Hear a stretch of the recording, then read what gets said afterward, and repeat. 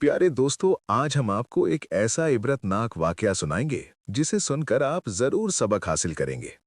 गरीब माँ बाप की इकलौती बिगड़ी हुई बेटी, जो कि हर वक्त गाने सुनने की शौकीन थी, उसे अल्लाह पाक ने कैसे इबरत का निशान बनाया। आइए देखते हैं ये सबक आमूज वाकया। किसी गांव में एक आलिम साहिब थे। उनका नाम अब्दुल कलाम था और अपनी बीवी फातिमा के साथ रहते थे। बड़ी मन्नत और मुरादों के बाद इनको अल्लाह पाक ने एक ही बेटी अता की थी। अब्दुल कलाम अपनी बेटी से बहुत ही मोहब्बत करता था। दोनों मियाँ बीवी ने बड़े लाड़ प्यार से अपनी बेटी को पाला। उनकी बेटी का नाम ज़ैनब था, जो कि बचपन से ही बहुत खूबसूरत थी। जब भी वो मीठी मीठी बातें करती तो वो दोनों मियाँ बीवी अपनी बेटी की इन मीठी मीठी बातों से बड़ा खुश होते। वक्त गुजरता गया, बेटी थोड़ी बड़ी हो गई। एक दिन अब्दुल कलाम जब नमाज पढ़कर घर वापस आया तो क्या देखता है कि उसकी बेटी ने बहुत सारा मेकअप किया हुआ है। तो अब्दुल कलाम को इस बात पर बड़ा गुस्सा आया।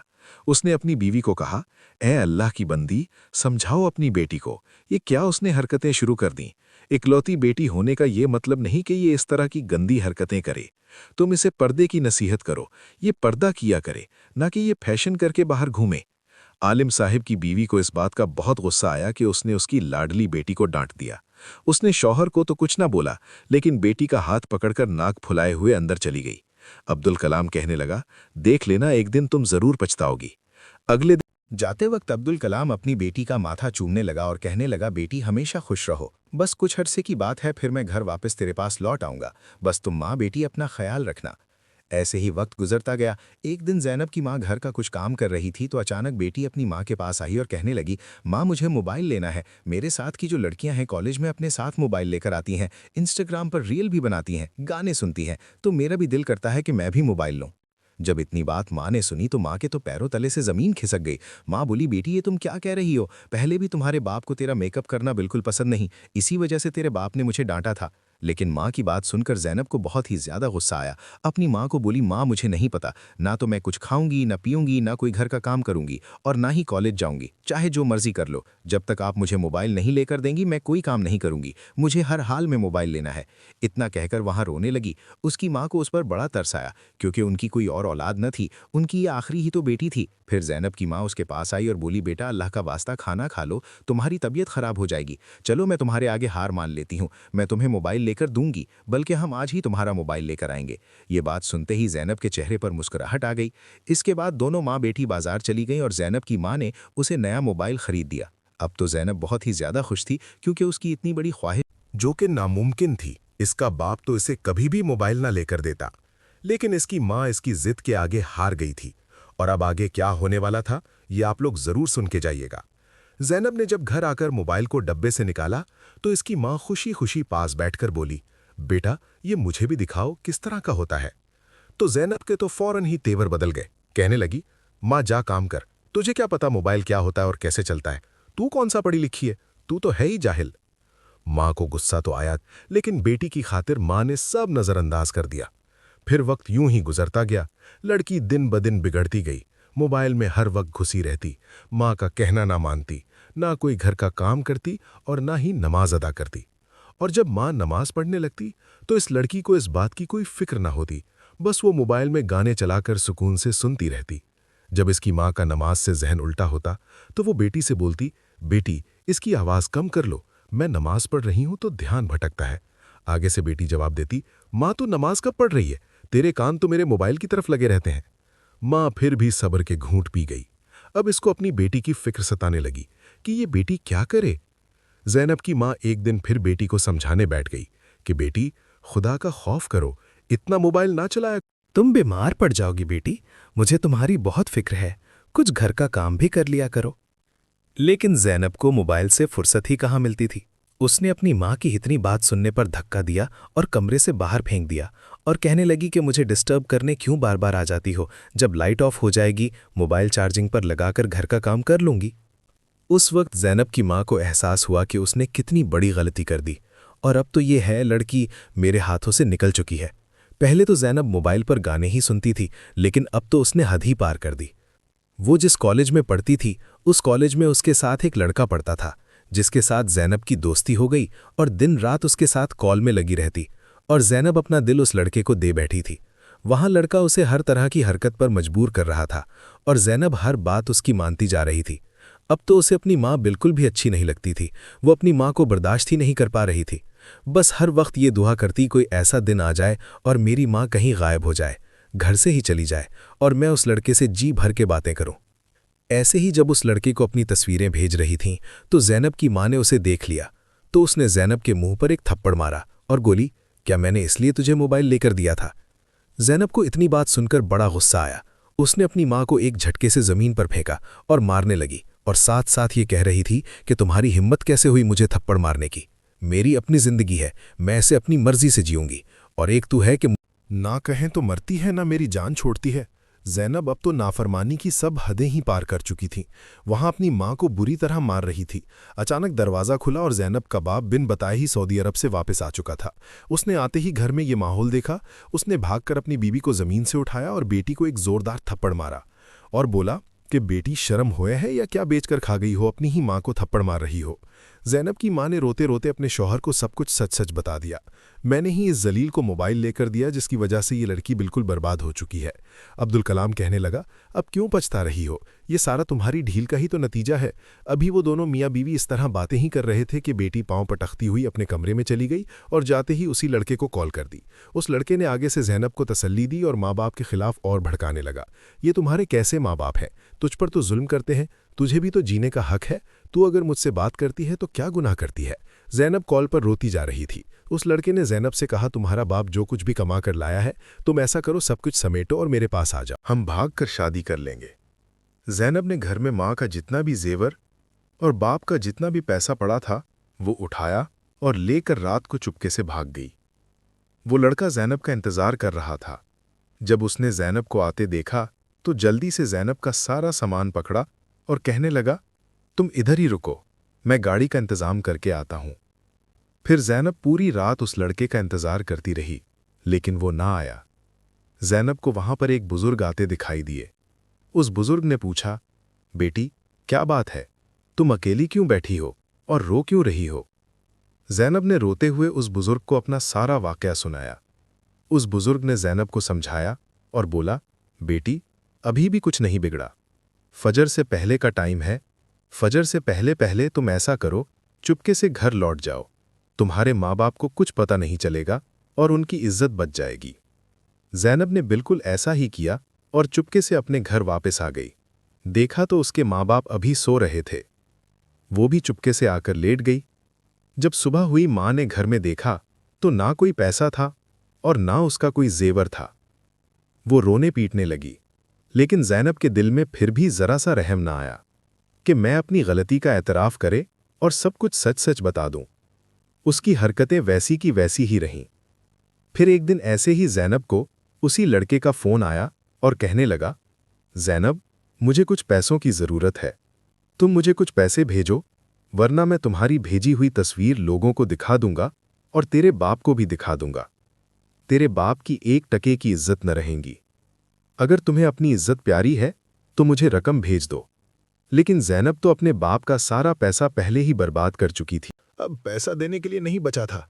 फिर उस लड़के ने भी बेगैरती की तमाम हदें पार कर दीं और उस ज़ैनब की सारी तस्वीरें उसके रिश्तेदारों और अपने दोस्तों में शेयर कर दीं।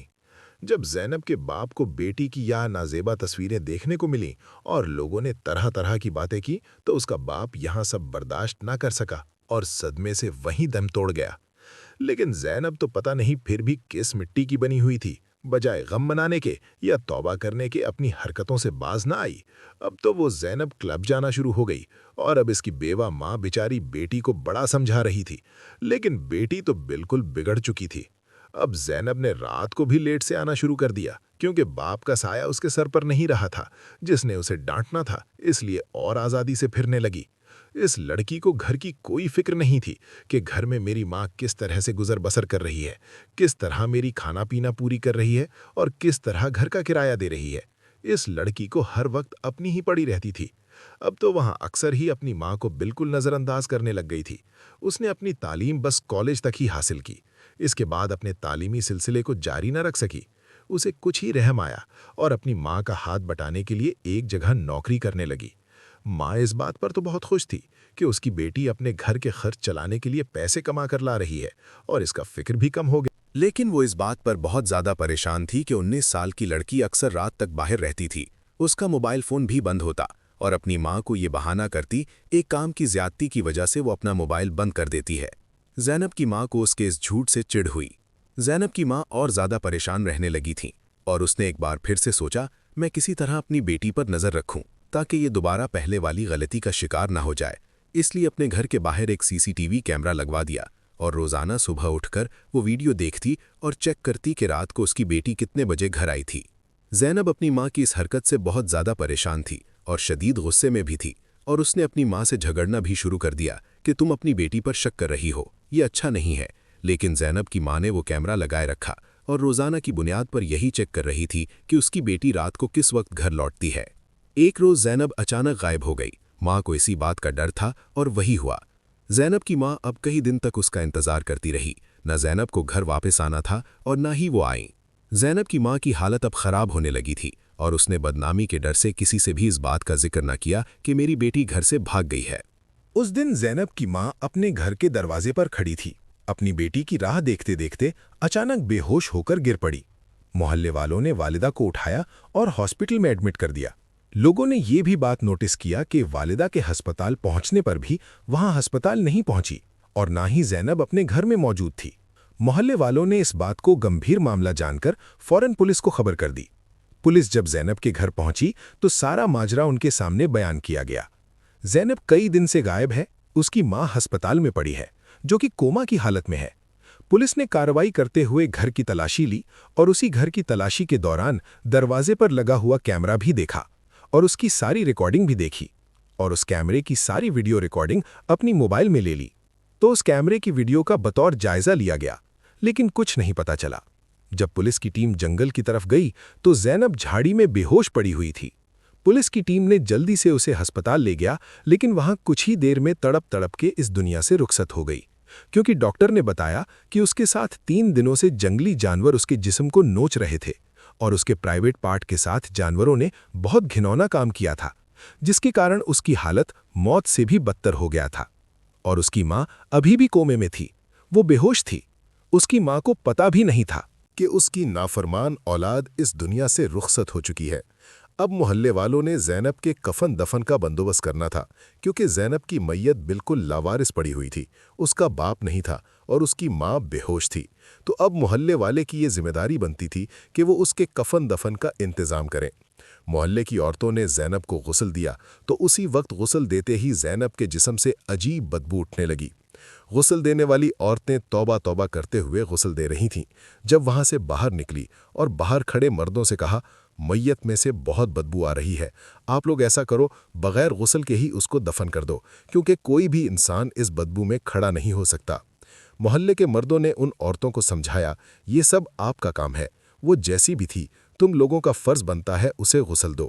وہاں مسلمان لڑکی تھی، بے شک وہ نافرمان تھی اپنے والدین کی، اس نے اپنی زندگی میں بہت گناہ کیے تھے، لیکن ہم یہ گناہ نہیں کر سکتے، بغیر غسل کے اسے دفنا دیں۔ آپ لوگ تھوڑی سی ہمت کریں، منہ پر کپڑا رکھ کر اس کو غسل دیں، ہمیں اپنا فریضہ صحیح طریقے سے انجام دینا ہے۔ اس کی میت لاوارث ہے اور ہم ایک مسلمان ہیں، ہمارا فرض بنتا ہے ہم اس کے کفن دفن کا انتظام کریں۔ اگر ہم اس کو بغیر غسل کے دفنا دیں گے تو قیامت کے دن اللہ تعالی ہم سے بھی سوال کرے گا۔ محلے کے مردوں نے ان کو خدا کا خوف دلایا تو ان کو احساس ہوا اور انہوں نے منہ پر کپڑا ڈال کر زینب کو غسل دیا۔ عورتوں کا کام تو یہیں پر مکمل ہو گیا، اب مردوں کی باری تھی۔ ان پر ایک عجیب آزمائش آ گئی تھی۔ جیسے ہی انہوں نے زینب کی میت کو اٹھایا تو چارپائی اتنی بھاری ہو گئی کہ ان سے اٹھائی ہی نہ جاتی تھی۔ سب بہت پریشان تھے۔ اچانک سے بارش شروع ہو گئی۔ دوپہر کا وقت تھا اور سب لوگ بارش کے تھمنے کا انتظار کر رہے تھے تاکہ اس کو صحیح طریقے سے دفنا سکے۔ دوپہر سے رات ہو گئی، بارش اب طوفانی بارش میں تبدیل ہو چکی تھی اور باہر کا موسم ایسا تھا کہ کوئی بھی انسان اس موسم میں باہر نکل کر زینب کی تدفین نہیں کر سکتا تھا۔ سب لوگ پریشان تھے۔ 2 دن مسلسل بارش ہوتی رہی اور اتنی زیادہ بارش ہوئی کہ ممکن ہی نہیں تھا کوئی باہر نکلے۔ مجبوراً سب نے یہ فیصلہ کیا کہ امام صاحب سے بات کی جائے۔ محلے کے امام صاحب سے بات کی کہ اب کیا کیا جائے۔ 2 دن سے لڑکی کی میت پڑی ہوئی ہے اور میت میں اتنی زیادہ بدبو ہو گئی ہے کہ ہم اس کے قریب بھی نہیں جا رہے۔ آپ ہی کوئی حل نکالیں، آپ کو دین کا زیادہ پتہ ہے۔ امام صاحب نے کہا موسم تو خراب ہے اور رات کا وقت ہے، لیکن ہر حال میں آج رات اس بیچاری کو دفنا دو۔ محلے والوں نے چھاتا اور لائٹ کا زیادہ انتظام کر کے اس کی میت کو اٹھایا۔ بہت مشکل سے اس کی میت اٹھی۔ جیسے ہی قبرستان پہنچے تو بارش تیز برس رہی تھی اور جو زینب کی قبر تھی پوری کی پوری پانی سے بھر چکی تھی۔ وہ لوگ پریشان ہو گئے اور دوبارہ سے غور کرنے دوسری جگہ قبر کھودنی شروع کی، لیکن وہ قبر بھی بارش کی وجہ سے پانی سے بھر جاتی۔ وہ لوگ آدھی رات تک اسی کوشش میں رہے کہ آج کسی بھی حال میں زینب کی میت کو دفنانا ہے، ورنہ اس کی میت سے بیماریاں پھیلنے کا خطرہ تھا۔